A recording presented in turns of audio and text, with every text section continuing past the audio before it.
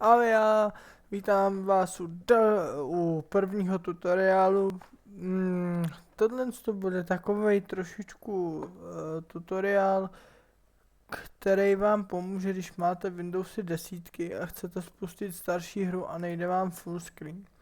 Co znamená, nebo co myslím právě tím, že vám nejde full screen. Já vám to tady ukážu. Měl jsem Windowsy 7, a jelikož moje oblíbená hra je Mafie 1, tak ji mám docela rád, tak jsem si ji chtěl zahrát, no a zjistil jsem, aha,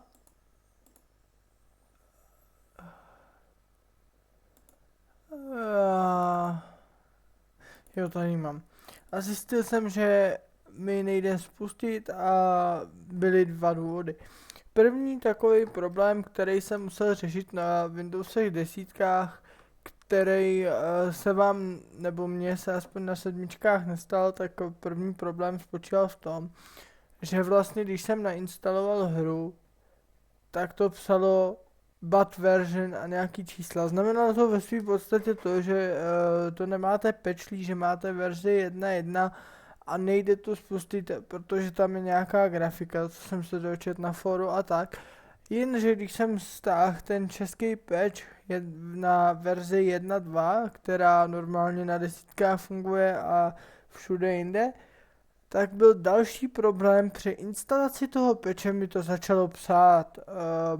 Mafia 1 není nainstalována a není to napsané v registrech, jo, tak nějak zkráceně to psalo. Tak jsem si říkal, tyjo, co to je? Co to je? Říkám, to je divný, jako instalačku jsem měl, tak jsem tenhle problém vyřešil nakonec tak, že jsem najel na Uložto, já vám to tady vlastně můžu i celkem ukázat, najel jsem si,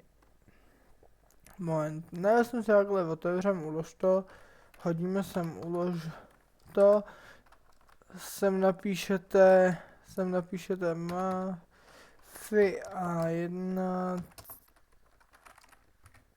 CZ plná verze. Tady ty party, to je blbost stahovat. A já jsem stáhl tu. Jo, já vám tady na ní kliknu. Samozřejmě odkaz si uložím a budete ho mít v popisku videa. To je samozřejmě na první. A další problém, který teda teď už konečně můžeme začít řešit, tak začneme řešit problém při spuštění Mafie, když vám tahle verze jde. Jo. Já doufám, že si to počítač nebude pamatovat. Jo, vidíte, nemám ji puštěnou na full screenu, vidíte, že to mám ohraničený a nevidím tady ty jo, jsou tam nějaký tohle savey, jo. Teď možná ty zvuky budou hlasitější než já, ale to nevadí, protože já hrát stejnak nebudu, to je jenom tutoriál pro vás, jak to opravit. Já dám nahrát hru. Tady dám třeba útěk melouch, jo. A vidíte, je to posunutý, mělo by to být prostě by to mělo být udělaný tak, abychom vlastně viděli životy. Takhle, jak máte ty tečky dole, já nevím, jestli to, ale uvidíte to, tak takhle by neměly být, jo.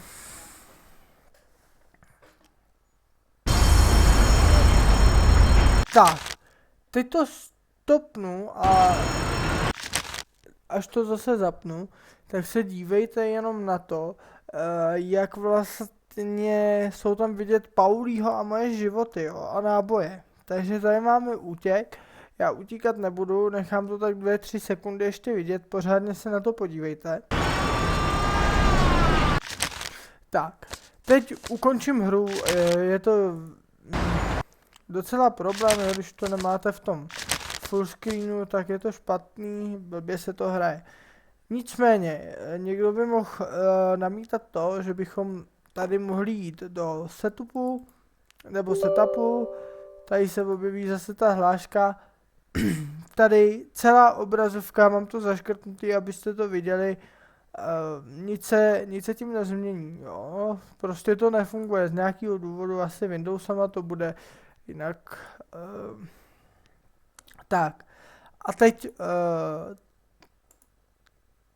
co já jako musím udělat pro to, aby to šlo, dám vám do popisku ještě jeden odkaz na program Borderless Gaming, jestli to čtu dobře, budete tam mít instalaci, jinak si založím i své úložto a tam vám budu dávat soubory, který jsem někde stáhl, někde na internetu, kdysi dávno, mám je uložený v počítači, nebo respektive mám je zálohovaný a budu z nich dělat tutoriály.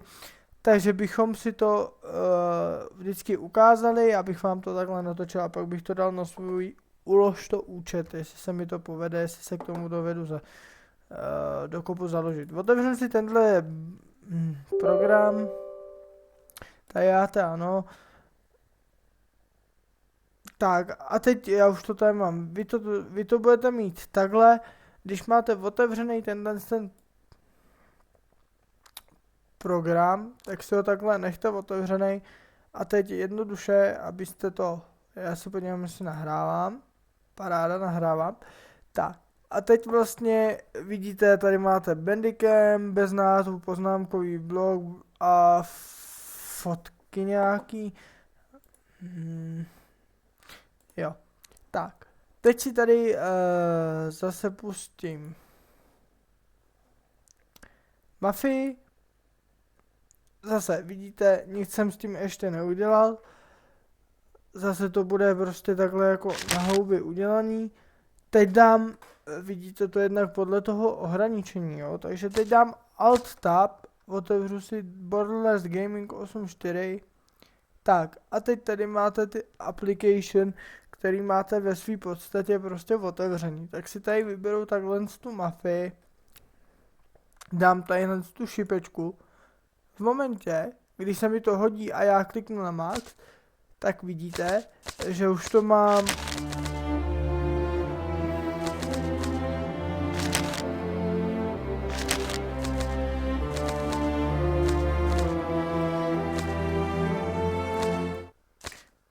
tak vidíte, že už to mám nastavený a můžu hrát ve full screenu. A teď když dám nahrát hru, jo, tak skladiště, výlet do přírody, tam jsem zhruba tenhle save bych mohl použít, protože tam jsem skončil někde na svém kanále starým, ale to je jedno, jo, a teď už tady vidím prostě Mafia, full screen životy, úplně všechno na bodu. Takže tohle je problém ve full screenu, stačí na to tenhle program, který budete mít v popisku videa, já doufám, že jsem někomu pomohl, že se vám video bude hodit. Samozřejmě by to mohlo, nebo respektive by tenhle program měl fungovat na ostatní hry, stačí jenom, když si to prostě takhle přehodíte tím Alt Tab. Jo, on si to ten program, když vypnete počítač, tak si to bude pamatovat, takže vždycky stačí zapnout ten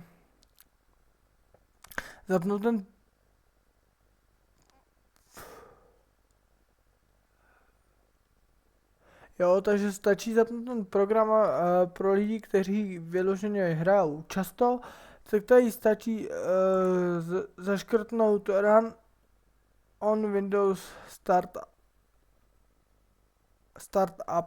To znamená, já to mám vyplý, protože já ty hry často nehraju, to znamená, že by respektive to, že zapnete počítač a ta aplikace by se vám pustila hned jako první, nebo respektive při vašem startu počítače a mohlo by vám to pomoct v tom právě, abyste